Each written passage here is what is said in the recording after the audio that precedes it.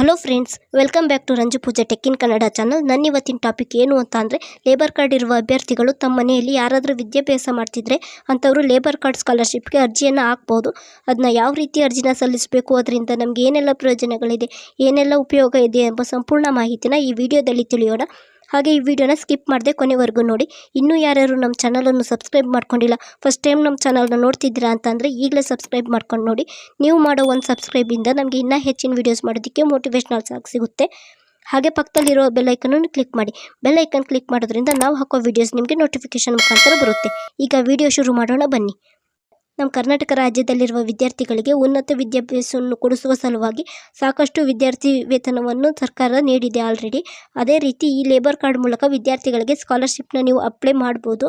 ಈ labour card ವಿದ್ಯಾರ್ಥಿ ವೇತನ ನೀವು ಪಡೆದುಕೊಳ್ಳಲು ಅರ್ಹತೆಗಳು ಏನು ಅಂತ ನೋಡೋದಾದರೆ, ಈ ವಿದ್ಯಾರ್ಥಿ ವೇತನ ನೀವು ಪಡ್ಕೊಳ್ಳಲು ಕಟ್ಟಡ ಕಾರ್ಮಿಕ ಇಲಾಖೆಯಿಂದ ಏನು ರಿಜಿಸ್ಟರ್ ಮಾಡ್ಕೊಂಡಿರ್ತಿರಲ್ಲ ಆ ಒಂದು ಅರ್ಜಿಯಿಂದ ನೀವು ಲೇಬರ್ ಕಾರ್ಡ್ನ ತೊಗೊಂಡಿರಬೇಕು. ಅಂಥವ್ರು ಮಾತ್ರ ಈ ಒಂದು ಅರ್ಜಿನ ಹಾಕೋದಕ್ಕೆ ಸಾಧ್ಯ. ಈ ಲೇಬರ್ ಕಾರ್ಡ್ ಸ್ಕಾಲರ್ಶಿಪ್ಗೆ ಈ ವಿದ್ಯಾರ್ಥಿ ವೇತನದ ಹಣ ಎಷ್ಟು ಸಿಗುತ್ತೆ, ಯಾವ ಸ್ಟೂಡೆಂಟ್ಸ್ಗಳಿಗೆ ಎಷ್ಟು ಸಿಗುತ್ತೆ, ಎಷ್ಟನೇ ಕ್ಲಾಸಿಗೆ ಎಷ್ಟು ಸಿಗುತ್ತೆ ಅನ್ನೋ ಮಾಹಿತಿನ ಇದ್ರಲ್ಲಿ ನೋಡೋಣ ಬನ್ನಿ. ಈಗ 1ರಿಂದ 4ನೇ ತರಗತಿ ಮಕ್ಕಳಿಗೆ 8,000 ರೂಪಾಯಿ ಮುಖಾಂತರ ಹಣ ಸಿಗುತ್ತೆ.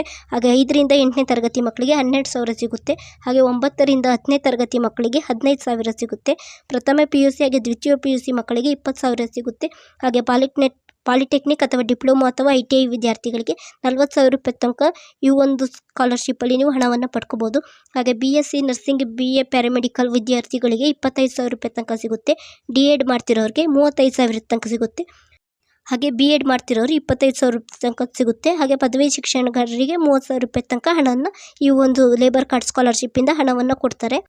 ಈ ಲೇಬರ್ ಕಾರ್ಡ್ ವಿದ್ಯಾರ್ಥಿ ವೇತನಕ್ಕೆ ಅರ್ಜಿ ಸಲ್ಲಿಸಲು ಬೇಕಾಗಿರುವ ದಾಖಲೆಗಳೇನು ಅಂತ ನೋಡೋದಾದರೆ, ಮೊಬೈಲ್ ನಂಬರ್ ಬೇಕಾಗುತ್ತೆ, ಲೇಬರ್ ಕಾರ್ಡ್ ನೋಂದಣಿ ಸಂಖ್ಯೆ ಬೇಕು, ಹಾಗೆ ವಿದ್ಯಾರ್ಥಿಗಳ ಪೋಷಕರ ಆಧಾರ್ ಕಾರ್ಡ್ ಬೇಕಾಗುತ್ತೆ, ಜಾತಿ ಮತ್ತು ಆದಾಯ ಪ್ರಮಾಣ ಪತ್ರ, ಇನ್ಕಮ್ ಕಾಸ್ಟ್ ಸರ್ಟಿಫಿಕೇಟು, ಹಾಗೆ ಪಡಿತರ ಚೀಟಿ, ಹಾಗೆ ಬ್ಯಾಂಕ್ ಪಾಸ್ಬುಕ್ ವಿವರಗಳು ಬೇಕಾಗುತ್ತೆ.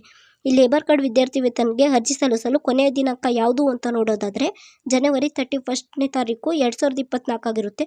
ನೀವು ಜನವರಿ 31ರ ಒಳಗಡೆ ನೀವು ಈ ಒಂದು ಅರ್ಜಿನ ಸಲ್ಲಿಸಬೇಕು. ಇಲ್ಲ ಅಂತಂದರೆ ಅರ್ಜಿ ಹಾಕೋದಕ್ಕೆ ಆಗೋದಿಲ್ಲ. ಈ ಒಂದು ಅರ್ಜಿನ ಸಲ್ಲಿಸಬೇಕಾದಂಥ ಲಿಂಕ್ ನೋಟ್ ಕೂಡ ನಾನು ಅದು ಸ್ಕ್ರೀನಲ್ಲಿ ಕೊಟ್ಟಿರ್ತೀನಿ. ನೀವು ಚೆಕ್ ಮಾಡ್ಕೊಂಡು ಈ ಒಂದು ಲಿಂಕಿಂದ ನೀವು ಅಪ್ಲೈ ಮಾಡ್ಬೋದು ಅರ್ಜಿನ.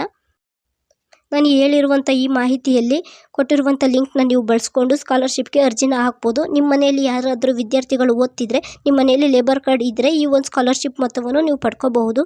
ಈ ಒಂದು ಮಾಹಿತಿ ನಿಮಗೆ ಇಷ್ಟ ಆಗಿದ್ದರೆ ನಮ್ಮ ವಿಡಿಯೋಗೊಂದು ಲೈಕ್ ಕೊಡಿ, ಶೇರ್ ಮಾಡಿ, ಹಾಗೆ ನಮ್ಮ ಚಾನಲನ್ನು ಸಬ್ಸ್ಕ್ರೈಬ್ ಮಾಡಿ.